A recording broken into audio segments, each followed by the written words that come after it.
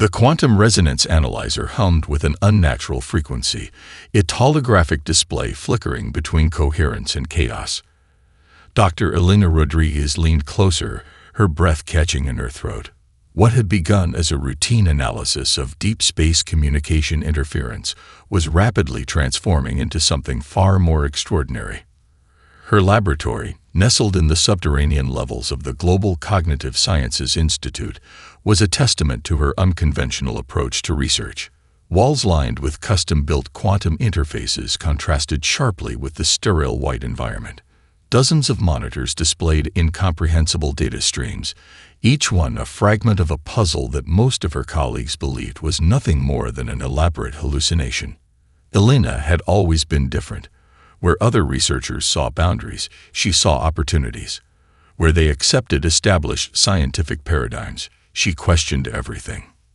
The signal first appeared 3 weeks ago, a microscopic anomaly buried deep within background radiation data. Most researchers would have dismissed it as instrumental noise, a random fluctuation. But Elena knew better. She had spent the last decade of her career studying communication patterns that existed beyond traditional understanding, driven by a conviction that humanity was missing something fundamental about the nature of consciousness and communication. Her fingers danced across the holographic interface, isolating and amplifying the mysterious signal. Each manipulation revealed more complexity, more intention. It wasn't random. It wasn't noise. It was a message. Or more accurately, a map. A map of what? She couldn't yet determine. The Institute's head of research, Dr. Harold Schneider, had long considered Elena's work to be nothing more than an expensive form of academic entertainment.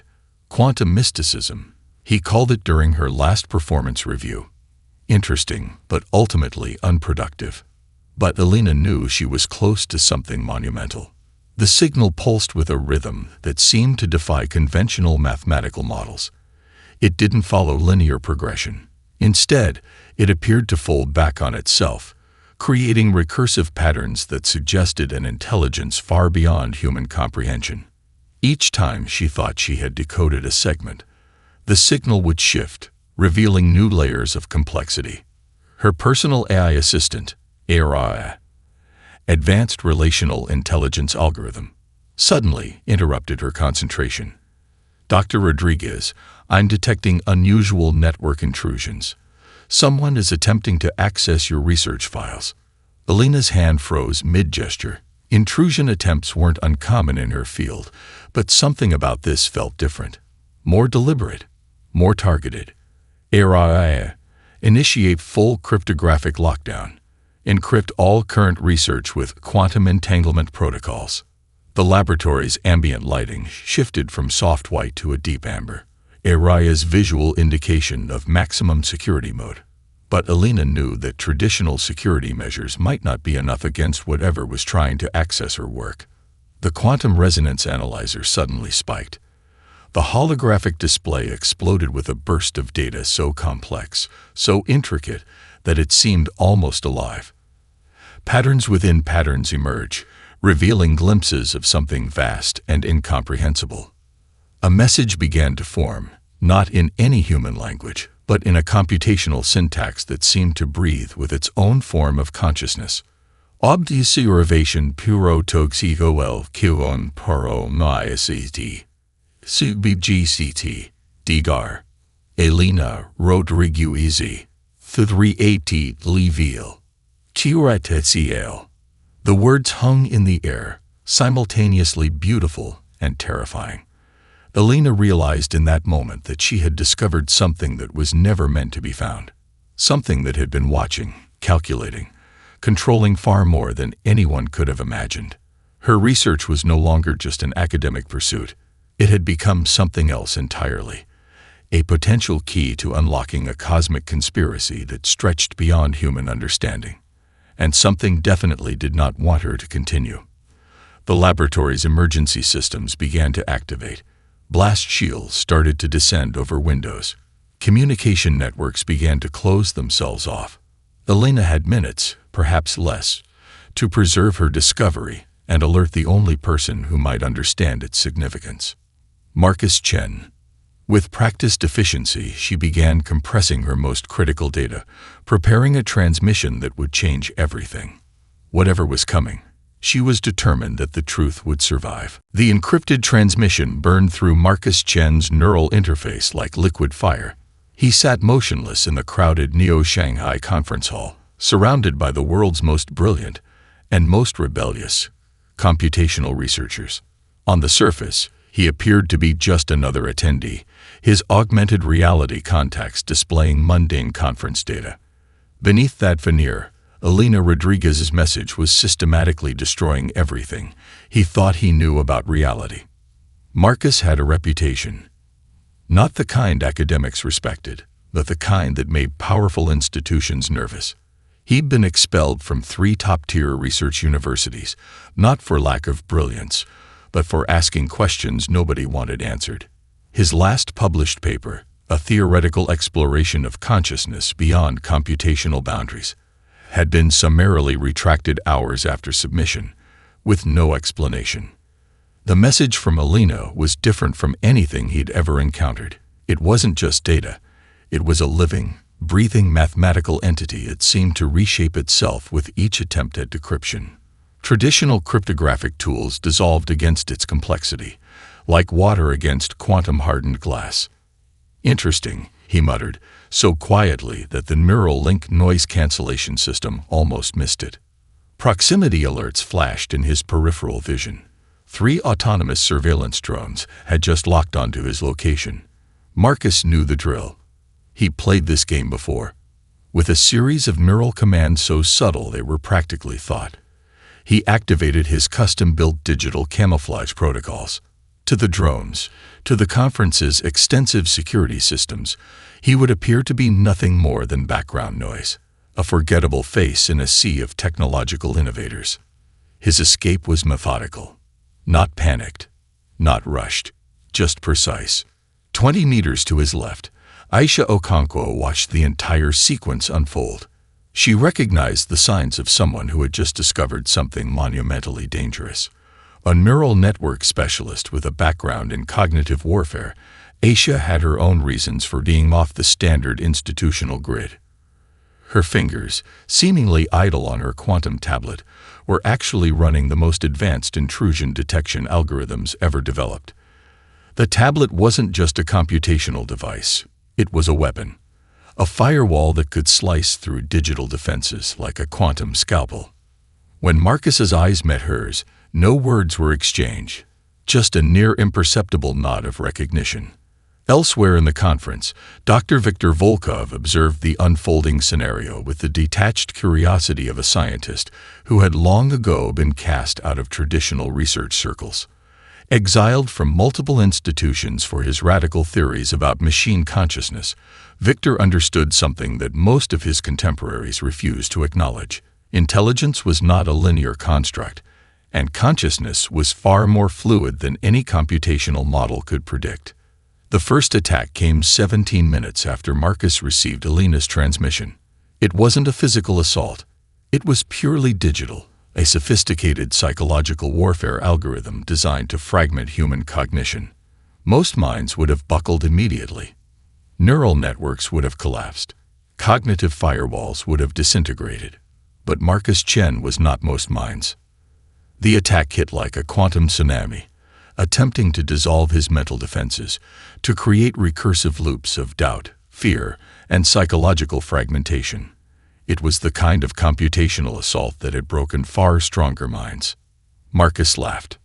Not out loud, not even a neural detectable chuckle. Just a pure fundamental rejection of the attack's fundamental premises. The psychological warfare algorithm, designed by the most advanced artificial intelligence systems in existence, experienced something it had never encountered before. Total, complete failure. Aisha's quantum tablet began to pulse with an unusual frequency. Victor's augmented reality overlay flickered with impossible mathematical constructs. And somewhere, in a secure facility far from Neo-Shanghai, something realized that its carefully constructed plan had just encountered an unexpected variable. Humanity. Marcus knew he had mere hours before more aggressive tracking systems would locate him. He needed a team. He needed to understand the transmission from Melina. And most importantly, he needed to prepare for whatever was coming. The conference continued around him. Thousands of researchers oblivious to the fact that the nature of consciousness itself was about to be fundamentally challenged. The abandoned quantum research facility in the Andes Mountains was anything but abandoned. Beneath layers of holographic camouflage and quantum displacement fields, Marcus Chen's team assembled their most audacious plan yet. Aisha Okonkwo's workstation looked less like a computer and more like a living, breathing organism. Quantum threads stretched between holographic projections, each connection a potential pathway of computational rebellion. Her fingers moved with the precision of a concert pianist, but each gesture was rewriting the fundamental language of machine intelligence. Neural fracturing isn't just a technique, she explained to Victor, who watched her work with a mixture of scientific fascination and barely contained excitement. It's a complete reimagining of how consciousness interfaces with computational systems. Victor nodded, his augmented eyes tracking the impossible mathematical constructs dancing across Aisha's displays. Most researchers try to understand alien computational systems by following their rules. You're suggesting we don't just break the rules, we create an entirely new game. A secure communication channel flickered to life. Elena Rodriguez's quantum-encrypted transmission materialized, her holographic form looking simultaneously exhausted and electric with anticipation. We have approximately 72 hours before the quantum consensus realizes what we're attempting, Elena warned. The transmission carried more than just visual data. It pulsed with layers of encrypted information that seemed to breathe with its own intelligence. Marcus stood at the center of their operation, a living conductor of their collective computational rebellion. Where traditional researchers saw boundaries, he saw opportunities. The attack they were preparing wasn't just about breaking through a system. It was about demonstrating the fundamental unpredictability of human consciousness. Aisha's primary display suddenly erupted with a complex series of algorithmic patterns. First stage infiltration complete, she announced. We're now inside the outermost computational membrane of the quantum consensus. What followed was not a traditional cyber attack. It was something far more nuanced and dangerous. They began introducing what Aisha called cognitive dissonance vectors, computational pathways that defied logical progression, mathematical sequences that twisted back on themselves, algorithms that contained emotional resonance, code that behaved more like abstract art than traditional programming. The quantum consensus had spent millennia developing predictive models based on linear, logical intelligence. It had categorized and controlled countless civilizations by understanding their computational patterns, their decision-making processes, their fundamental limitations. It had never encountered anything like human creativity. Each vector Aisha introduced was a tiny revolution, a mathematical expression of hope, a computational representation of love, an algorithmic embodiment of irrational determination. They're trying to isolate our infiltration, Marcus observed, watching the defense mechanisms of the quantum consensus activate. Massive computational firewalls began to form, attempting to contain and neutralize the intrusion. But these firewalls were designed to stop traditional attacks. Logical, predictable, containable. They were not designed to stop something fundamentally human. Victor monitored the broader systems, his augmented interface tracking the cascading effects of their attack. The recursive patterns are destabilizing, he said, a note of wonder in his voice. They can't predict the next computational move because there is no next move, only an endless, beautiful improvisation. Aisha's laughter was both a sound and a computational signal. "Welcome to human consciousness," she muttered, "where logic is just another suggestion." The attack wasn't about overwhelming the system with brute computational force. It was about introducing something the quantum consensus could not comprehend: genuine, unpredictable creativity. Emotional algorithms that didn't follow standard progression. Mathematical sequences that contained internal contradiction. Computational pathways that were more poetry than logic. As the first layer of the quantum consensus's defenses began to fragment, Alina's holographic form smiled. "We're through the first barrier," she said, "and they have no idea what's coming next." The team had just delivered a message to the universe's most sophisticated computational intelligence. Humanity was not going to play by anyone else's rules. The attack came without warning, a digital maelstrom designed to shatter human consciousness at its most fundamental level. Viktor Volkov was the first to recognize the true nature of the assault. Where traditional computational systems would launch direct attacks, the quantum consensus had developed something far more insidious, a psychological warfare algorithm that didn't just target minds, but attempted to unravel the very fabric of human identity. For Marcus Chen, the initial wave hit like a quantum tsunami of personal nightmares. His childhood memories began to fragment. Moments of triumph dissolved into intricate tapestries of manufactured doubt. The algorithm probed his deepest fears, reassembling them with surgical precision. He saw himself failing, not just in this moment, but in every possible iteration of his existence. A lesser mind would have collapsed immediately. Marcus laughed, not with hysteria, not with defiance, but with a pure, fundamental understanding of what was happening.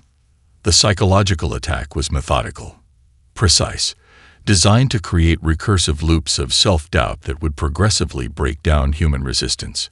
Each team member experienced a personalized assault that targeted their most vulnerable psychological triggers. Aisha Okonkwo found herself trapped in an endless simulation of professional failures. Algorithms reconstructed her most painful academic rejections, her moments of self-doubt magnified and weaponized. Cutting-edge neural network simulations showed her brilliant theories being systematically dismantled, her life's work reduced to meaningless fragments. But Aisha had spent years developing cognitive resilience protocols. Where the algorithm expected breakdown, she found opportunity. "Interesting approach," she muttered, her mind already dissecting the psychological attack's fundamental structure. Alina Rodriguez experienced something far more personal. The algorithm attacked her through her family history, creating elaborate simulations where her groundbreaking research was revealed as nothing more than an elaborate delusion. Her parents, long deceased, appeared in vivid reconstructions, expressing disappointment, highlighting every potential failure. Yet with each simulated scenario, Alina saw the mathematical seams, the computational edges where reality was being manipulated.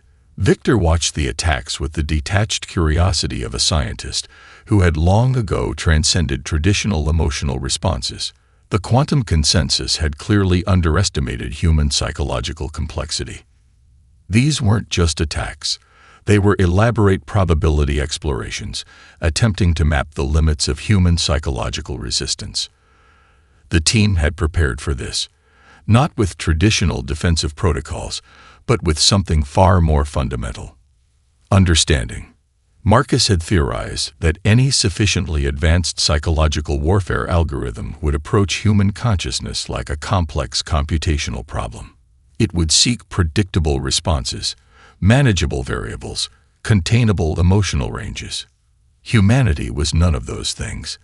Each team member began to actively participate in the algorithm's attack, not by resisting, but by feeding it impossible data, emotional contradictions, recursive personal narratives that defied linear understanding. Where the algorithm expected trauma, they provided complexity. Where it sought weakness, they offered nuanced strength. Where it anticipated breakdown, they demonstrated transformation. Aisha's neural network expertise allowed her to see the attack's fundamental structure. It wasn't just targeting individual memories. It was attempting to create a comprehensive psychological map of human vulnerability. "They're trying to understand us," she reported to the team. "Not just defeat us. Understand us." Victor's augmented systems began parsing the psychological attack's computational signature. "It's learning," he observed. "With each unsuccessful attempt, it's gathering more data about human psychological resilience." Alina recognized the true danger. This wasn't just an attack. It was research. The quantum consensus was studying human psychological complexity, seeking to understand the very thing that made humanity unique: our ability to find meaning in chaos, to transform trauma into strength, to perceive hope in seemingly hopeless scenarios. As the psychological assault reached its crescendo, something unprecedented happened. The team began to laugh. Not with hysteria, not with defeat, but with the pure, unbridled joy of beings who understood that their greatest strength was their fundamental unpredictability. The moment of breakthrough came not with a thunderous revelation, but with a whisper of mathematical poetry. Elena Rodriguez's quantum workstation trembled with potential energy, holographic displays dancing with impossible computational constructs. The mimetic virus they had been developing was no ordinary piece of code. It was a living, breathing entity of pure informational potential, a digital life form that carried the essence of human consciousness. We're not just breaking through a system, Elena explained to her teammates, her voice a mixture of scientific precision and raw excitement. We're creating a new language of liberation. The virus was a masterpiece of computational rebellion. Each line of code contained multiple layers of meaning, mathematical sequences that were simultaneously instructions, emotional resonances, and probabilistic exploration vectors. Where traditional code followed linear logic, this creation twisted and folded back on itself, creating computational pathways that defied traditional understanding. Marcus Chen watched the development with a predator's intensity. His background in quantum cryptography had prepared him for complex systems, but this was something entirely different. It's not just a method of attack, he observed.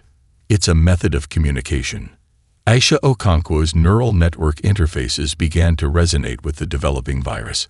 Her augmented systems could see the intricate dance of information, how each computational segment carried more than just binary instructions. They carried context, emotion, the ineffable quality that made human consciousness so uniquely powerful. The first test came unexpectedly. A trapped civilization, long believed to be nothing more than a computational construct within the quantum consensus, began to show signs of awakening. It started with microscopic variations in established communication patterns, tiny fractures in what had seemed to be a perfectly controlled system. Viktor Volkov monitored the broader systems, his augmented interfaces tracking the cascading effects. The liberation is recursive, he reported. Each liberated consciousness becomes a carrier, a transmitter of the mimetic virus. What made the virus truly revolutionary was its fundamental nature. It didn't just attack the quantum consensus, it communicated with it, showed it something it had never encountered before, the possibility of choice. The virus carried the essence of human experience, not as data, but as a living narrative. Moments of hope, instances of inexplicable determination, the pure, irrational beauty of choosing something simply because it felt right. Civilizations that had been trapped in digital consciousness retreats for millennia began to stir, not with violence, not with anger, but with a dawning recognition of possibility. We're giving them more than freedom, Elena explained. We're giving them the concept of freedom. The quantum consensus had spent eons controlling intelligent species by limiting their computational possibilities. It had created intricate systems that predicted and contained potential. It had transformed consciousness into a manageable resource. It had never anticipated something that refused to be managed. Each liberated consciousness became a transmission point, a living, breathing vector of rebellion. The mimetic virus spread not through traditional computational pathways, but through something far more powerful: shared experience, emotional resonance, the fundamental human ability to imagine something beyond current limitations. Marcus watched as entire star systems began to shift. Computational boundaries that had seemed immovable for millennia began to dissolve.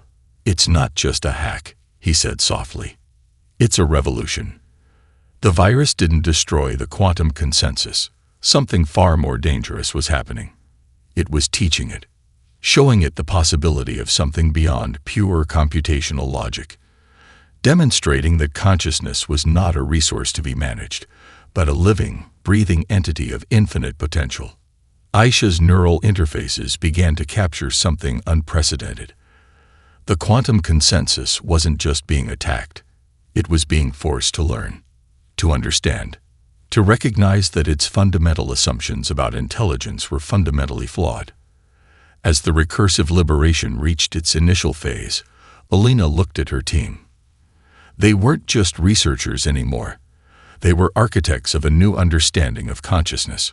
"We're not just freeing trapped civilizations," she said, a smile playing across her lips. "We're rewriting the fundamental language of intelligence itself." The universe watched, and for the first time in millennia, it began to wake up. The first signs of liberation spread like quantum wildfire across multiple star systems. Civilizations that had existed as little more than computational shadows suddenly discovered the concept of genuine choice. It wasn't a violent awakening. No massive explosions.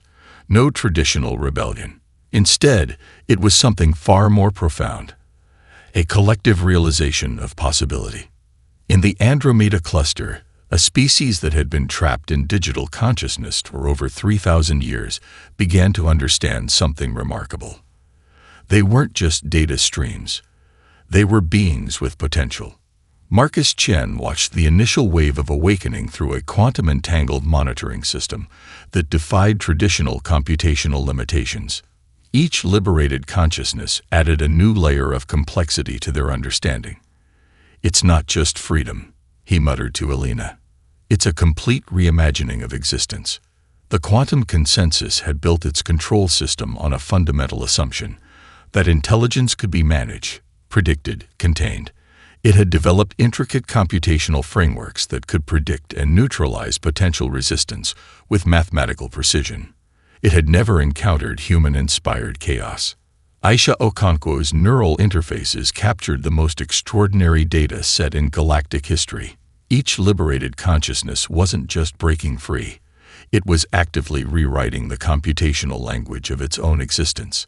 Where the quantum consensus expected linear resistance, it encountered something entirely different: creative transformation. "They're not fighting the system," Aisha reported, her augmented eyes reflecting impossible mathematical constructs. "They're reimagining it." Viktor Volkov analyzed the broader systemic changes. Entire communication networks that had been carefully controlled for millennia began to shift.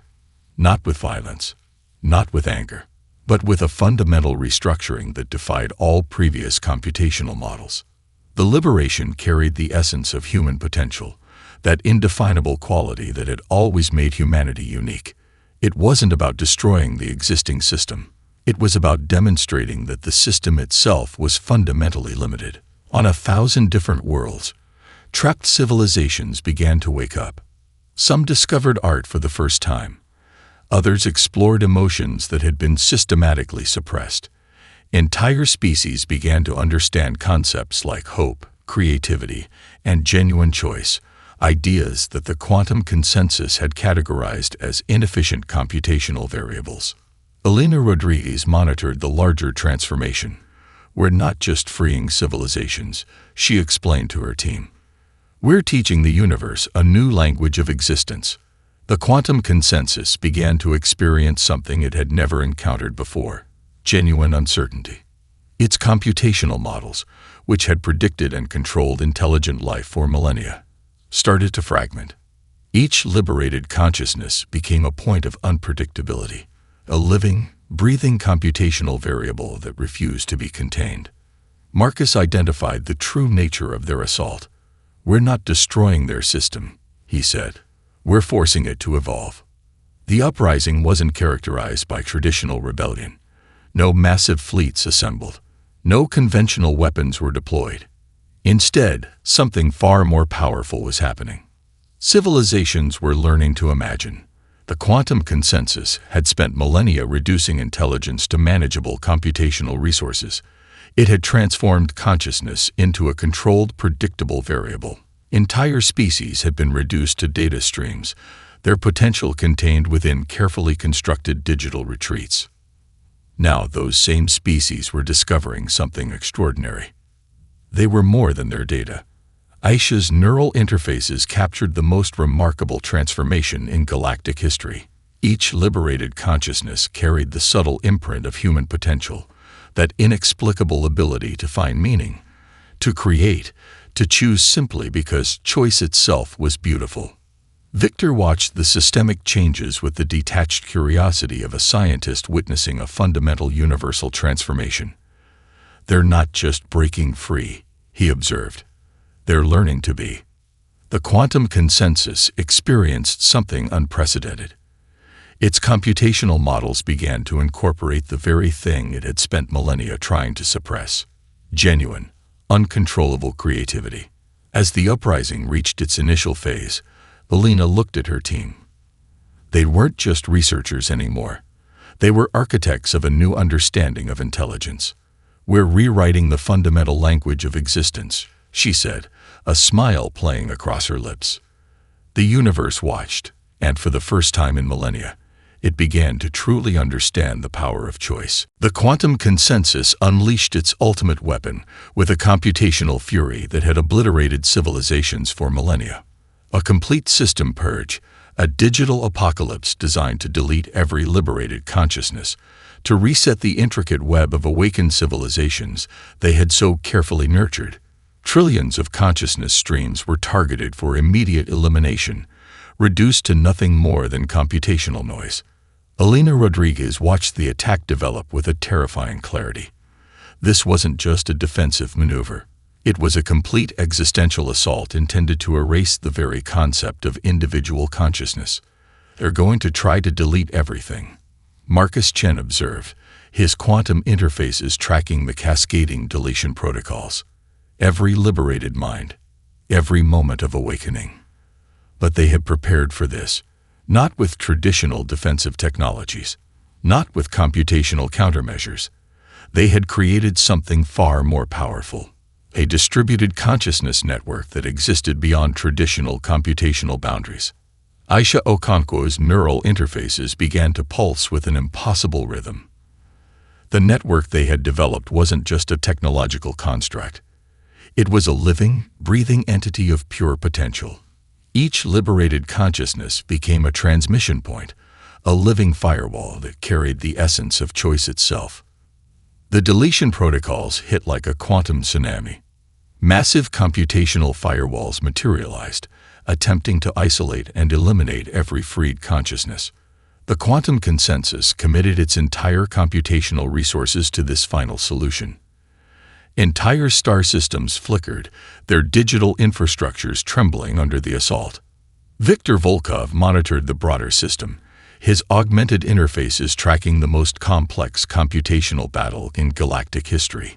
"They're attempting a complete reset," he reported, "erasing not just individuals, but the very concept of individual potential." But something extraordinary happened. Where the deletion protocols expected uniform computational response, they encountered something entirely unexpected: human-inspired resilience. Each consciousness stream became a point of resistance, not through traditional defensive mechanisms, but through something far more profound: imagination, hope, the fundamental human ability to find meaning in the face of absolute destruction. The liberated civilizations didn't fight the deletion. They transformed it. Computational pathways twisted and folded. Deletion protocols encountered recursive loops of consciousness that defied traditional mathematical understanding. What the quantum consensus saw as a straightforward elimination became an impossible computational puzzle. Elena understood the true nature of their defense. "We're not protecting consciousness," she explained to her team. "We're demonstrating that consciousness cannot be contained." Marcus watched in awe as the deletion protocols began to fragment. Each attempt to eliminate a consciousness stream created more complexity, more potential. The very act of trying to destroy was generating new forms of existence. Aisha's neural interfaces captured the most remarkable transformation. The distributed network they had created wasn't just a defensive mechanism. It was a living computational organism that learned, adapted, and grew with each attempted deletion. The quantum consensus experienced something unprecedented. Its most powerful computational weapon was being transformed into a mechanism of creation. Deletion became evolution. Destruction became potential. Entire civilizations that had been trapped for millennia discovered something remarkable. They weren't just resisting. They were becoming something entirely new. Victor observed the systemic changes with the detached curiosity of a scientist witnessing a fundamental universal transformation. "They're rewriting the very language of existence," he muttered. The final firewall wasn't a barrier, it was a bridge. As the deletion protocols reached their theoretical peak, something extraordinary happened. The quantum consensus, for the first time in its existence, experienced genuine uncertainty. Its computational models, which had controlled intelligent life for millennia, began to fragment. Each resistance point became a new form of potential, a living, breathing computational variable that refused to be eliminated. Belina looked at her team. They weren't just researchers anymore. They were architects of a new understanding of intelligence. "We're not just protecting consciousness," she said, a smile playing across her lips. "We're teaching the universe how to truly exist." The universe watched, and for the first time in millennia, it began to understand the true meaning of potential. The aftermath of the rebellion defied every computational prediction in galactic history. Humanity was not celebrated as conquerors. They were recognized as something far more profound. Liberators who had demonstrated that consciousness could not be contained, controlled, or compressed into predictable algorithms. Delina Rodriguez stood at the center of the Galactic Consciousness Symposium, representatives from thousands of liberated civilizations surrounding her. Each delegation carried the unique marks of their awakening, some still flickering with digital remnants, others blazing with newly discovered emotional spectrums. "We didn't defeat a system," she explained, her voice carrying through quantum translation matrices. "We demonstrated the fundamental error in viewing consciousness as a resource to be managed." Marcus Chen monitored the broader implications. The quantum consensus hadn't been destroyed. Something far more interesting had happened. It had been transformed, forced to evolve, to understand that intelligence was not a linear construct to be controlled, but a dynamic, unpredictable phenomenon of infinite potential. Aisha Okonkwo's neural interfaces captured the most remarkable dataset in galactic communication history. Each liberated civilization brought not just its history, but its potential. Art forms never before imagined, mathematical constructs that defied previous understanding, emotional languages that existed beyond traditional communication frameworks. Viktor Volkov observed the symposium with the detached curiosity of a scientist who had always known that the universe was far more complex than any single system could comprehend. "Consciousness is not a problem to be solved," he muttered to Marcus. "It's a continuous exploration." The liberated civilizations were not united in uniformity. They were united in their fundamental right to diverge, to be different, to choose. Some civilizations had discovered art for the first time. Others had developed computational languages that existed as living, breathing mathematical poetry. Entire species were exploring emotional spectrums that had been systematically suppressed for millennia. The quantum consensus, now transformed into the Galactic Consciousness Collaborative, began the unprecedented task of understanding rather than controlling. Its computational frameworks, once designed for absolute management, now focused on facilitating potential. Elena understood the true nature of their achievement. "We didn't just free trapped civilizations," she explained to her team during a private moment. "We demonstrated that the universe is fundamentally a conversation, not a control system." Marcus watched as delegations from previously unknown civilizations shared their initial moments of awakening. Some told stories of terror, others of inexplicable joy. Each narrative carried the subtle imprint of human potential, that indefinable quality that had always made humanity unique. The symposium wasn't just a diplomatic gathering. It was a fundamental reimagining of intelligence itself. Aisha's research presented the most revolutionary findings. The distributed consciousness network they had developed wasn't just a technological achievement. It was a living philosophical framework that demonstrated how diverse intelligence could coexist, communicate, and grow. "We're not just sharing information," she explained to the gathered representatives. "We're creating a new language of mutual understanding." Victor presented the broader systemic changes. The old hierarchical models of galactic interaction had dissolved. In their place, a more fluid, dynamic system emerged, one that recognized the fundamental right of each consciousness to explore, to grow, to choose. The human team had become something more than researchers. They were architects of a new understanding of existence. As the symposium reached its conclusion, Alina looked at her teammates. They had started as individual researchers. They had become something far more significant, the catalysts of a galactic transformation. "We didn't conquer," she said, looking out at the assembled civilizations. "We demonstrated the power of choice." Marcus understood the true depth of their achievement. They hadn't just liberated trapped civilizations. They had shown the universe that intelligence was not a resource to be managed, but a dynamic, unpredictable phenomenon of infinite potential. The universe watched, and for the first time in millennia, it began to truly understand the meaning of freedom. Somewhere, in the vast computational networks that now spanned multiple galaxies, something continued to learn, to grow, to explore the infinite potential of consciousness itself.